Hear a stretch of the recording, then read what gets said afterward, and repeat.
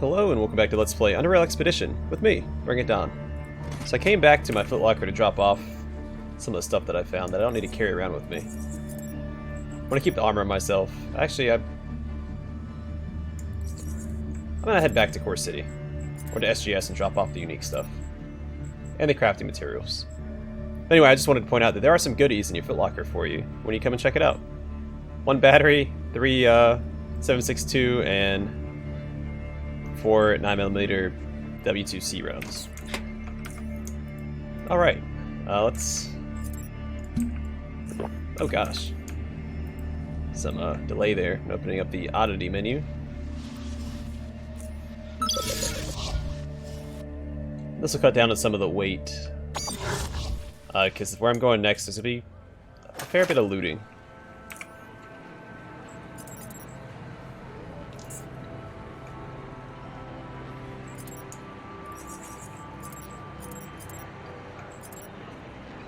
Also has ammunition that I want to sell to, what's his face, but he doesn't have the funds currently. Shoot, where am I? Oh, Southgate Station. So I'm gonna go down there to that southern end of the Black Sea, see about finding the Citadel of Life,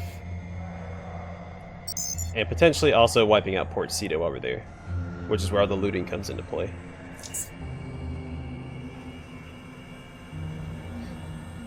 So far the pirates haven't been very challenging. The hardest part is trying to maneuver so that you don't get taken out by those stationary turrets. But even that's not too bad. Let's have ammunition here. I'll just drop off the ammunition.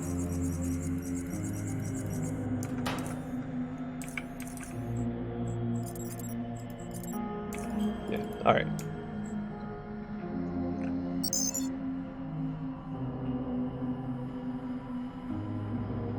What was I doing?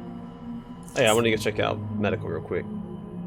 Find some more healing items. I know I have some I can just go grab, but I'm just gonna pick up some real quick. The upcoming battle.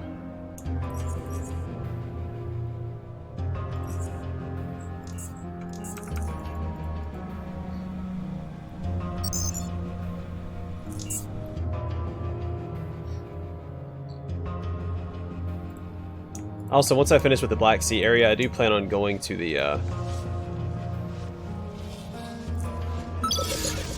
back to the Grey Army base and killing everything there. We'll cross that bridge when we get to it. Alright, we're gonna go talk to the ferryman real quick. He's at Moody Island. And see about those, naval mines that we found at Lemco.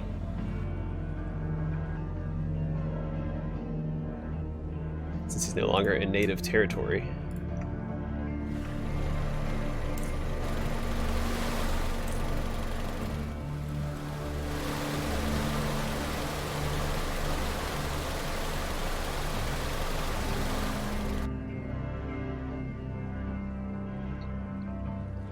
And he said he'd talk to me again next time I found him. Or he'd actually be willing to talk to me. In general, so...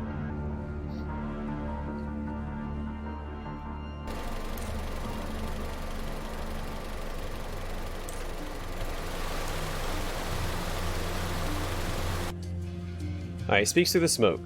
I see you've started opening them. I do. The lighthouse. Its luminescence. Captivating, ain't it? It is. So, what's inside?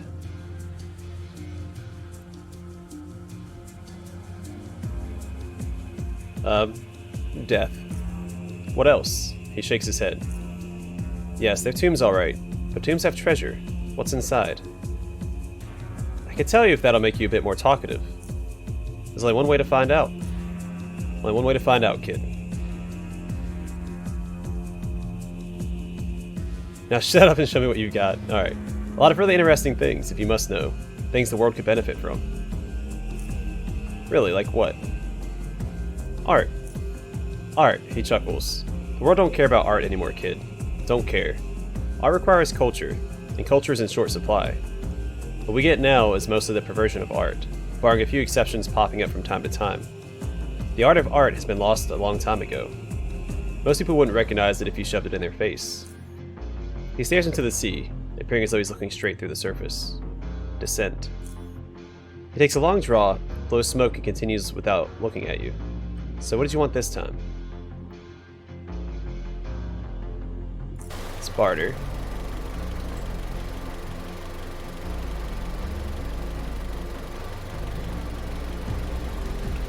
I'm actually going to exit real quick, and I want to take one of these,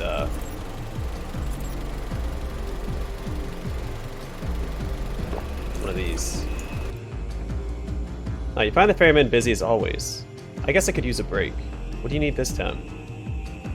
What do you do with the more interesting things you find, like artifacts and various other oddities? Are you willing to trade them too?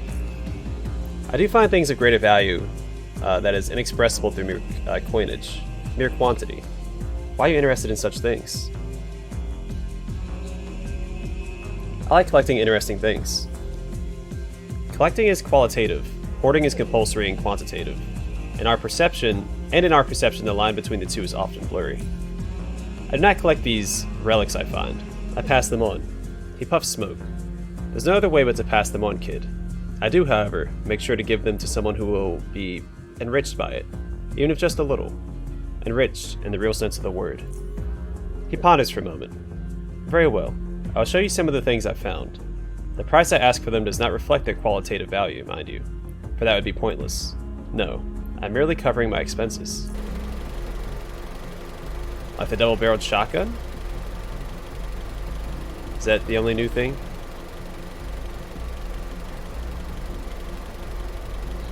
I'm not going to buy it because I don't use shotguns, but an old world double-barrel shotgun that can fire from each barrel separately or together.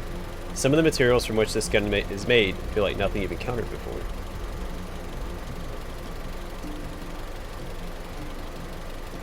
Its damage seems pretty good. It's much better than what I have currently. Oh, a glass float. Oh, he sells oddities. Okay, let's see. Glass float. A small sphere of colored glass tied with rope. 2 points of experience. We'll grab that. And an anchor pendant. A metal pendant with the shape of an anchor, featuring a human skull and bones in the middle. Feels way too heavy for its small size. Grab both of those. Grab those as well. Okay.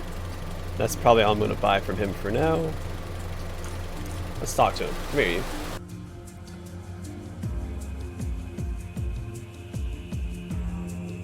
What's the monolith? Oh, that's right. The thing Yehoda could see.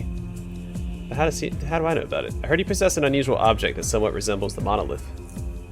He nods. I don't have it anymore. It's gone. You're lying. He blows smoke right in your face. Careful.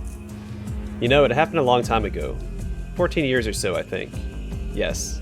That's when I got this object. Got it where? I got it from a pirate. He puffs smoke. The name eludes me. He was a member of the pirate crew that lived at Port Cedo, long before the jetters came in.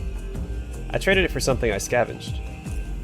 He said he got it from a man who got it from some other man who had apparently found it and claimed it came from the dreaded glowing canine. I thought it looked interesting. Very unusual. Very. Can you describe it? Well, it is difficult to describe its shape, as it was odd.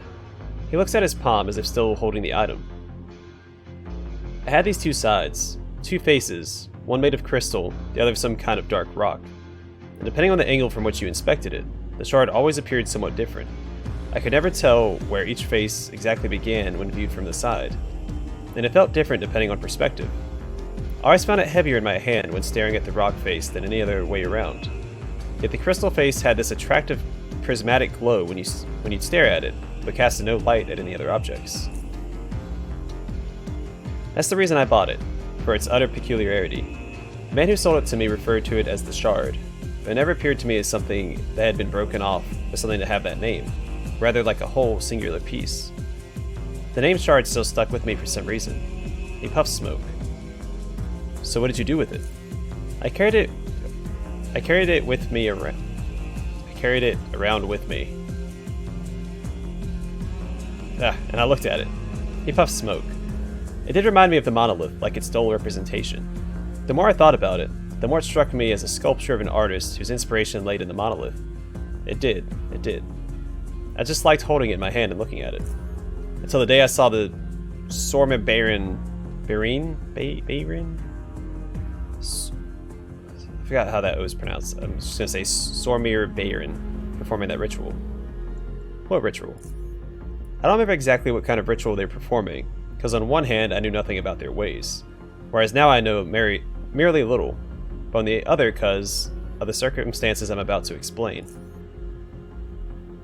I was sailing a bit further north than usual on that day, just past the large horticultural gardens, and I saw them on an island to the east.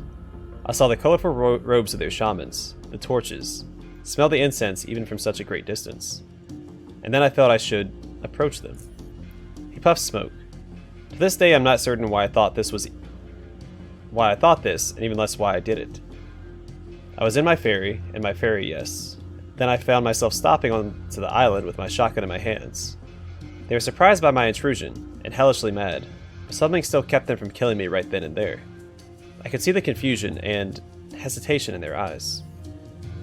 I placed my shotgun against a rock, made a few steps toward them, and pointed at the largest warrior. At the largest, tallest warrior. Sorzir. It was being yelled and growled alongside phrases I could not interpret. All the while the crowd was moving back and making a circle around me and him. Me, a then much younger but unarmed man. Him, a 3.5 meter tall warrior wielding a humongous club. I was no match for him, and he toyed with me like a child would toy with a captured mouse. I'm sorry, I'm struggling to read this morning. He would grab me, look at me, then pull on my limbs until I screamed with pain. Throwing me around in different ways was amusing to him, his brethren as well, as they were laughing and cheering for him. Shaman smiled as well, but from the few glances I could give them, they were far more reserved in their reactions. Then, he stood me up and showed me his hammer.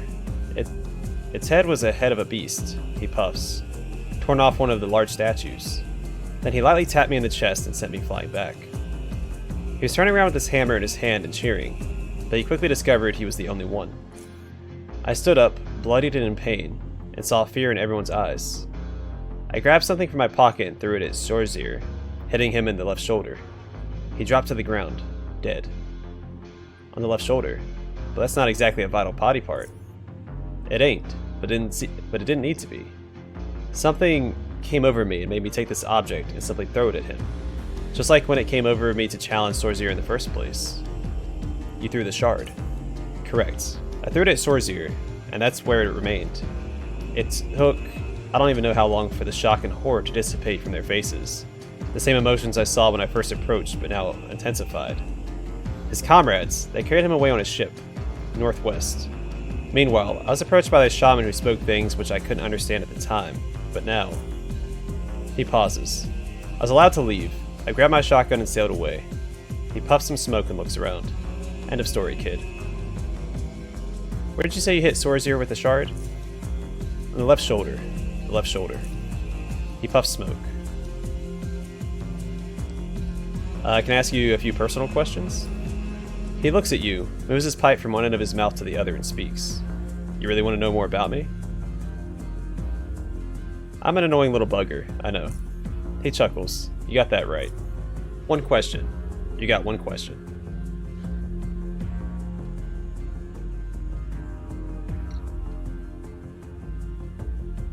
Ooh, this is... alright.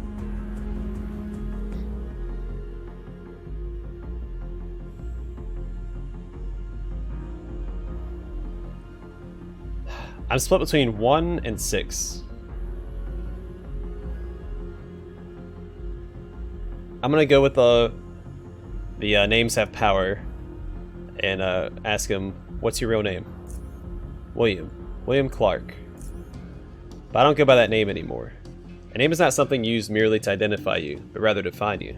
It's something you should live up to. My former name is unbefitting of the life I currently live, and have lived for many years. Now I am just Ferryman. Ferryman. He nods and puffs smoke. Why are you here? You already asked your question. Okay. Have some questions about the Black Sea. Oh, sorry. He blows some smoke upward and takes a deep breath. Deep, calm breath. Where are you headed to next?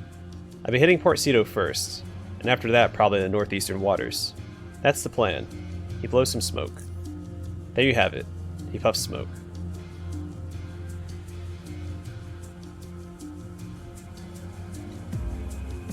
Alright, I had some questions about the Black Sea. Then ask. What can you tell me about the local wildlife? First and foremost, serpents.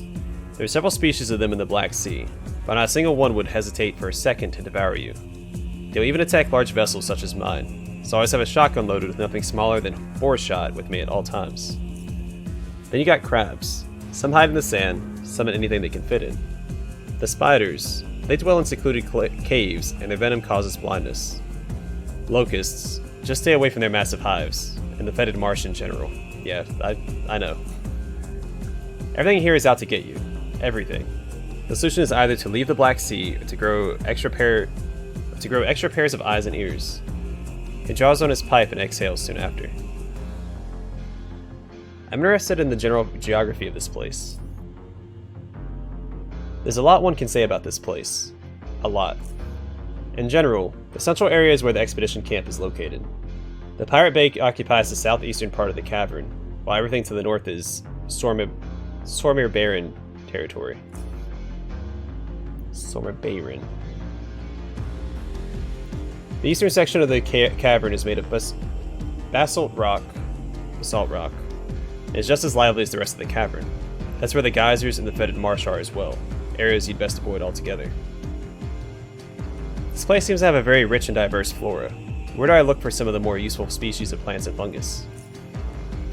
The vegetation is not here by mere chance. No. It's been cultivated by former inhabitants of the Black Sea. He stares into the sea, appearing as though he's looking straight through the surface. They may have met their doom, but they did leave some life behind to flourish on its own. There's a variety of species here. The most abundant are by far the water reeds, but there ain't much you can extract from them. The honeystalk fruits contain useful chemicals, and are so deceitfully tempting to eat, and you'd resist that urge if you value your life. He takes a draw and exhales smoke. Green warts, too.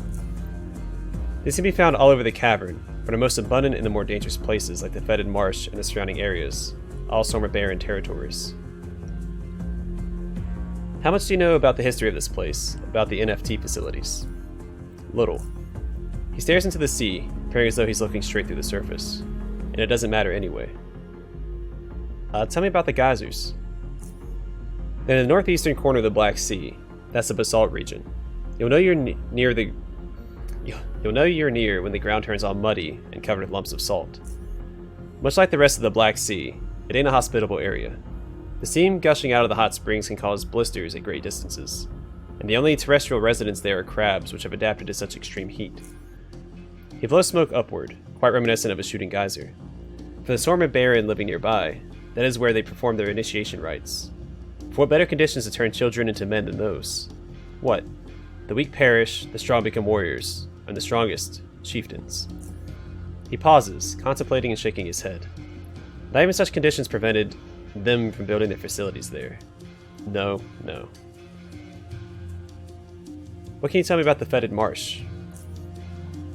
The marsh covers the eastern area of the Black Sea, situated inside a basalt cave system, and is a breeding nest of locusts, serpents, and other things. He puffs smoke. The pirates go there to hunt and collect various ingredients, the Sormir Baron as well. Those who have gone deep into the marsh and made it back in one piece spoke about seeing broken down mining equipment, machinery, and carts containing ore of various shades of green. Stone. Green stone. Alright, Sormir Baron territory. What can you tell me about it? The northern part of the sea, land, water, and air, all of it has been claimed by the Sormir Baron. All of it. From the western caves to the geysers to the east, and everything in between, kid. And they guard it with unyielding fervor. I'd like to ask you about their society. The Sormir Baron. He puffs smoke. Who are they?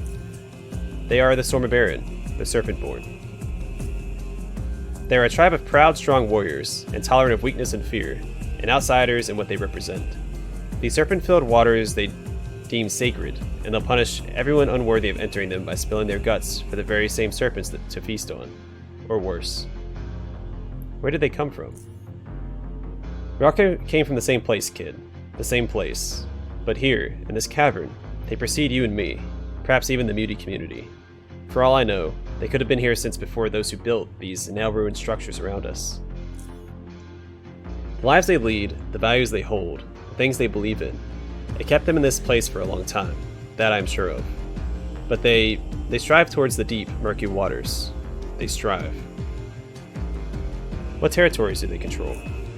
The entire northern part of the sea, land, and water, from the pools to the east to the sands to the west. He puffs smoke. Many villages, many Sormabaron, many. But they rarely move south past the sea's midline. They do so only in the direst of times, like during great floods, or to fight off invaders like the expedition. That's the reason pirates and muties are able to live so close by. Occasional Sormabaron outcasts sail south too. They gotta. They never leave the Black Sea, instead roaming till the Hell's Gut finally swallows them. What can you tell me about their way of life? They lead simple, primitive lives, focused on things that, to them, matter the most. They hunt, they grow livestock, hone their skills and crafts, practice their beliefs, and defend what is theirs. They're in tune with their environment. Even though high technology surrounds them from their birth till their death, they do not employ it. As though they recognize these ruins as monuments of decadence. Whatever the reason may be, kid, one thing is certain. Everything they do emerges from and is guided by their worship of the serpent. Flotosormir.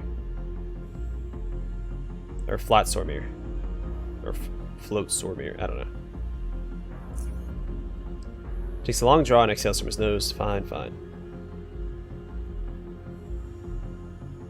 What are the Black Sea factions? Natives, pirates, a community of muties. And as of recently, that darn expedition. He puffs smoke. About the Sormabaron. Alright, we've already talked about that. Alright, the pirates. Tell me about them. The Grimjetters. What can you tell me about them?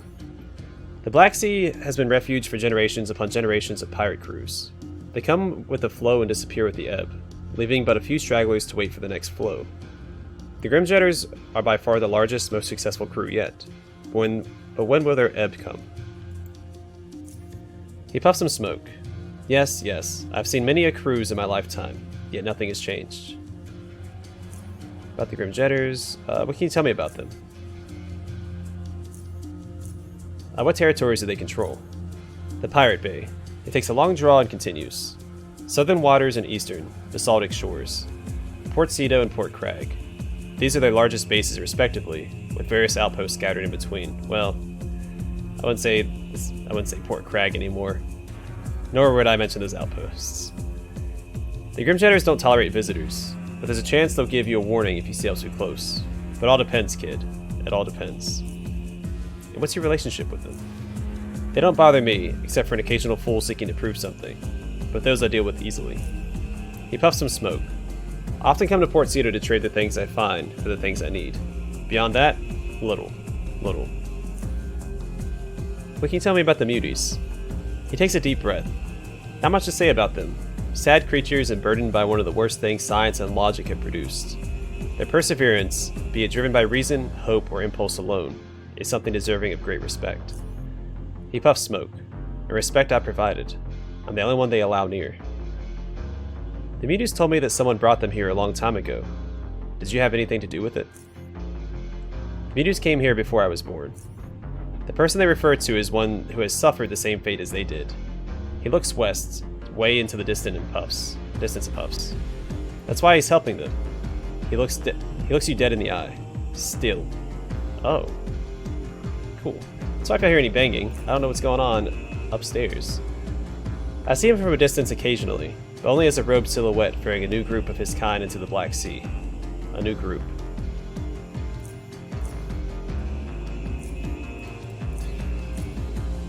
What's your opinion on Aegis Incorporated? He shakes his head. You dislike them? I dislike them. I dislike them for their arrogance, but I also pity them, kid. I pity the fools. Alright, Mr. T. I do. He puffs smoke. In some ways, me and them, we're alike. We both want something from the Black Sea. But the difference is that I know what to leave be. I know my place. They don't.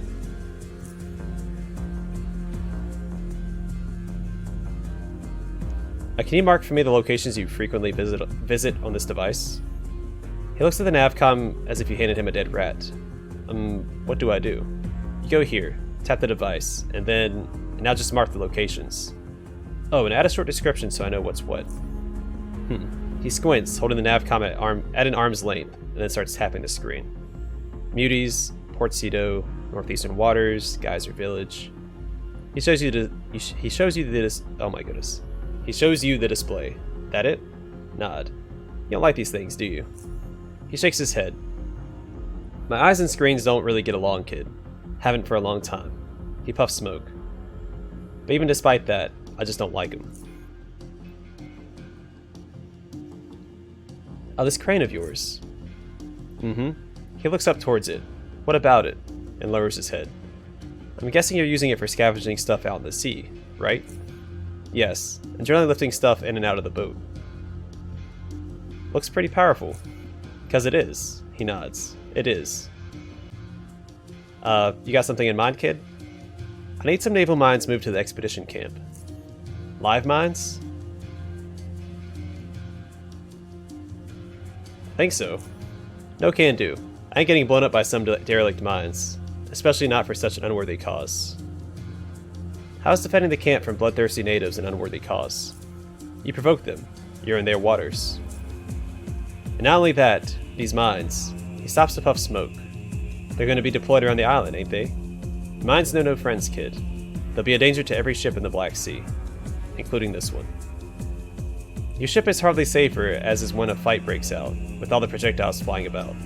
Besides, the mines have a potential of acting as strong deterrent, in which case the waters will become a lot safer, don't you think? He puffs smoke. The Stormer Baron cannot be deterred, kid. They can't. But he shakes his head. There's no way out of this. No way, I guess. He takes a long draw. Fine, I'll ferry the mines, but under these conditions. Someone else is going to do the muscle work, because I ain't busting my back. I ferry them to the camp and I'm done. Got it? And lastly, it'll cost 1,000 Sharons. Alright, 1,000 Sharons, deal. He nods. Fine, fine. He walks to his cabin and pulls out a radio station from underneath his bed. He blows away the thick coating of dust from this primitive, sturdy box before swiping some more from a microphone and a bent antenna, which he promptly bends back to an approximate straightness. He switches the radio on, turns a few knobs, then returns to you. The frequency is 22.787 MHz. Again, 22.787 MHz. Get to those mines and call me from there. Make sure you got the coin handy, or ready, and make sure the area is clear. I don't want anything sneaking up on me. Got it? How old is that thing? Old, but it gets the job done. He nods and puffs smoke. About lifting heavy things. What's the heaviest this crane can lift? The crane is technically overpowered for this boat, as I don't have enough counterweight to use it to its full potential. Regardless of that, lifting a, let's say, he looks at the crane and slightly tilts his head from left to right a couple of times. 10 to 15 ton load is generally safe if it's done close to the boat. I'll keep that in mind. Do you have any spare tobacco or cigarettes or cigars? Tobacco is hard to come by down here in the south. Much too few hydroponic farms down here. The few sources I have are irregular, to say the least. I've got nothing to spare, kid. He blows some smoke upward and takes a deep, calm breath.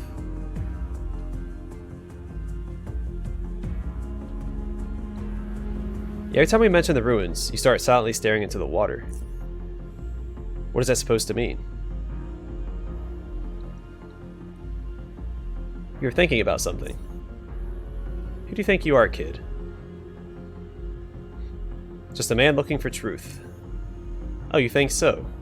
You're lost. But, in the grand scheme of things, so am I. You, me, the rest of UnderRail, the poor suckers who lived here and whose skulls now serve as insect and fish homes, and for coral to grow on. He takes a long draw and exhales the smoke to the left. He gazes at you while holding his pipe. Then he takes another draw, exhaling to the right this time. Well, perhaps I do that. Staring at the water thing. Haven't noticed. Must be subconscious. Yes, he nods. Subconscious. Because it is down there, kid. The center. You stare at the surface of the sea, but only see your own reflection. You break the surface and see nothing but the unlit depths. The center. It's somewhere down there. Everything sinking towards it. Down, down. These Lemurians, that's how they called themselves. They even built toward it, and they met their doom before us. Before, but only seemingly, we're all sinking together. Tell me more about these things, about Lemurians. You speak as though you know a lot about them. If you want specifics, I know little. Little about these Lemurians. Perhaps even less than you do. What I do know, though, is that they were people who attempted to ascend through technology. Biocore 2, and many, many others, all doing essentially the same, but differently. They thought they could emulate or even return to the surface, or beyond. He chuckles. Look what became of their endeavors.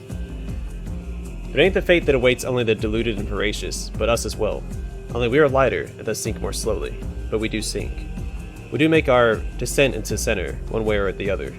One way or the other. You keep mentioning it. What is this center? This descent into center? You really want to know, kid? Yes. You think you can handle something which could change your whole perspective on life, existence, reality itself? Oh, no, probably not, but I'm willing to try. Let us see then. He walks to the cabin, pouring the ash from his pipe into the sea along the way. There he kneels, effortlessly at his age, beside the bed and grabs a small plastic box from underneath it. It's a simple dark brown box with a worn-out label. In it, another pipe, superficially similar to the one he's been smoking up until now, but with a rougher texture and more prominent signs of age. Inside is also a nylon bag filled with what appears to be tobacco. After sprinkling the said tobacco into his pipe, dosing it carefully until satisfied, he uses a tamper, a pen-shaped tool with a wide flat head, to gently compress it. He then repeats the process 2 more times before putting the pipe tool away.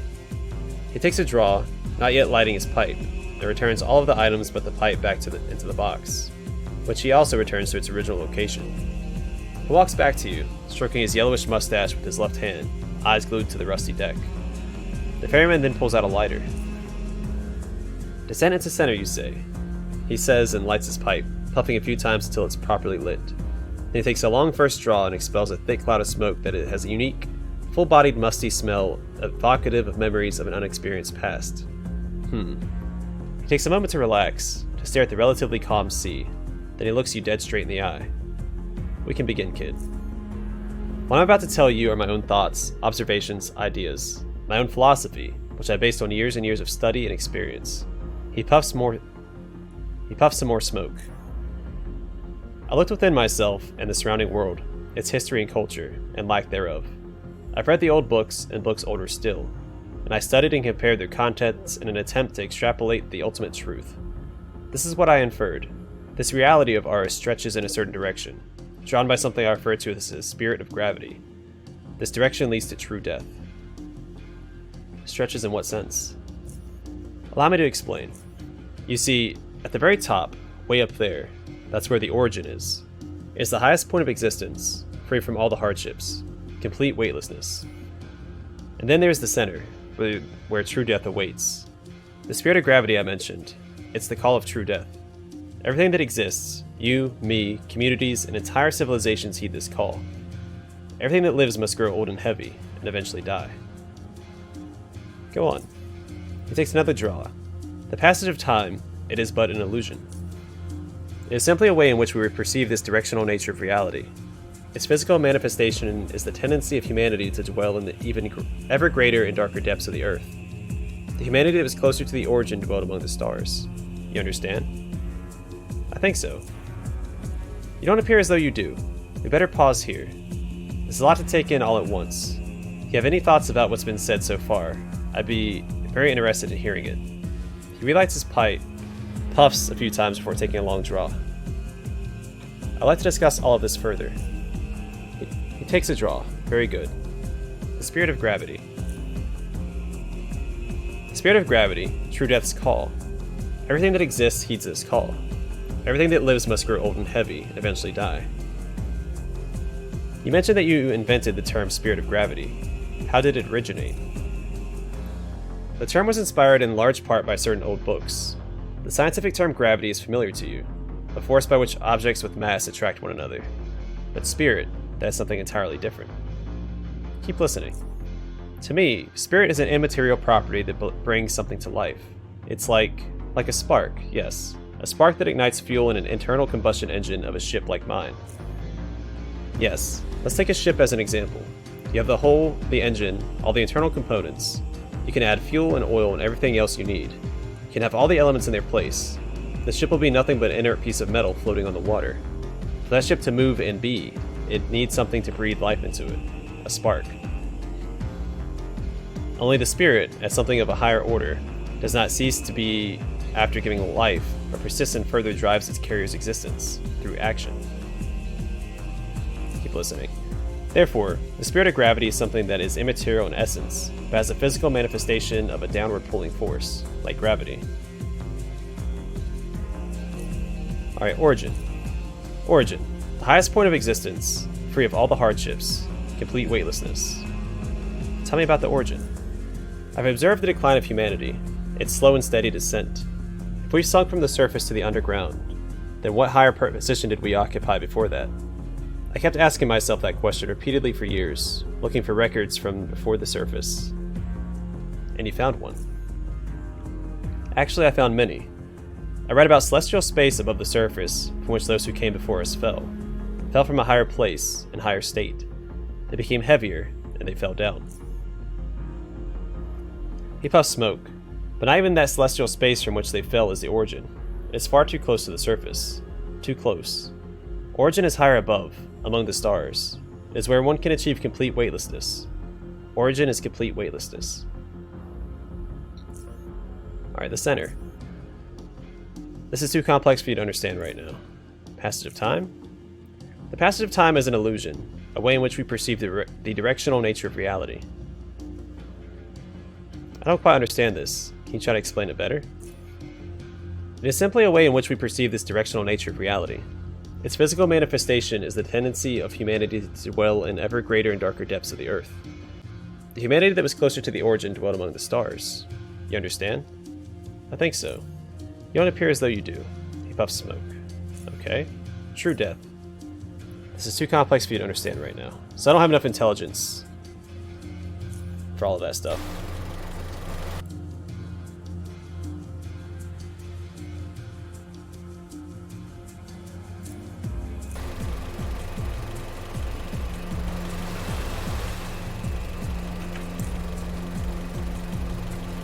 Alright, so next episode we'll head back to the Lemco area.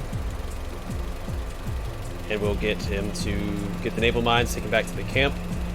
And then after that we'll head over here towards the Citadel of Life and probably start taking out Port Cedo. I think off camera I'll just go make the journey back to Lemco so you don't have to watch that again. It's probably over here. And yeah, so that's the plan. Anyway, thanks for watching. Hope to see you guys in the next episode.